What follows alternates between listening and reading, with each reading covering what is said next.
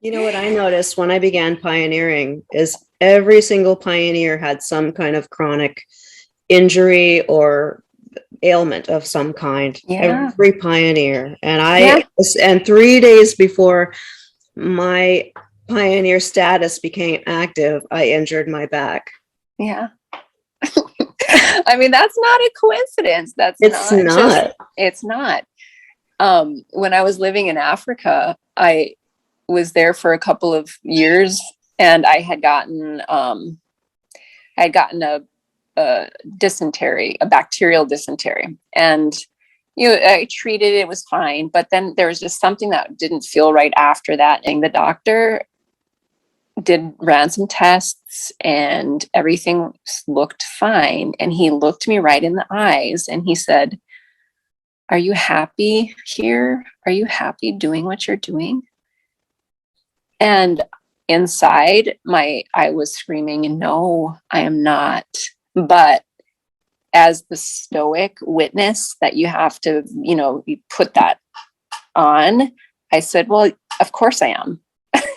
Of course I'm happy. And because if I would have said otherwise, then I'd be saying that I'm somehow unfaithful to God, to Jehovah, by saying that I'm actually not happy doing this. I mean, that's how far that got into my psyche and into my physicality. That I couldn't even listen and admit the honest truth of how I felt. But I think that hearing your soul, hearing your own inner voice and listening to your inner knowing, how does your heart speak to you, how does your soul speak to you, and really tapping into that is probably one of the biggest journeys when you leave. Yeah, there were 3 questions that caused me to awaken. Do you feel love in your life? Mm. What does your body need to heal? And what is your soul feeling called to do? Yeah.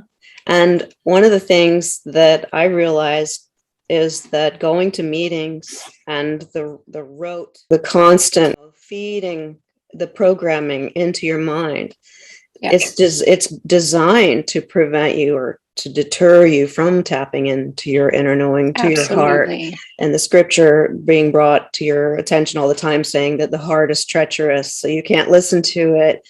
You must train your mind. And also the aversion to meditation. You should only meditate on the Bible, meditate on the scriptures. God forbid, literally, that you meditate and tap into your soul and your inner knowing. Because if you do, then you will awaken to the fact that Jehovah is not the true God, and this religion is not your way to happiness, and it leads you right out. But that's why you have to stay going to meetings. That's why they're constantly telling you, do your best. Your best is what Jehovah wants. And, your best is meeting attendance and field service and association with only people who believe the same as you. Mm-hmm. And we'll monitor your best and we'll let you know if that is your best or not. We'll decide that. And it's never enough. No, it isn't.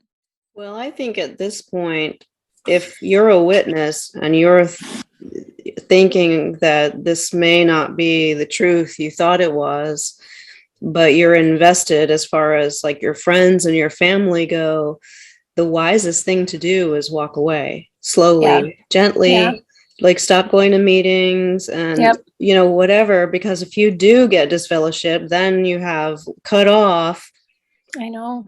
Everything. If I were to do it again with the certainty that I have now of what would happen after I left, I would just quietly not say anything and allow my relationships to stay intact. Thank you for listening to this conversation. We sincerely hope you find something of value in it. Please do subscribe and share this information. Namaste.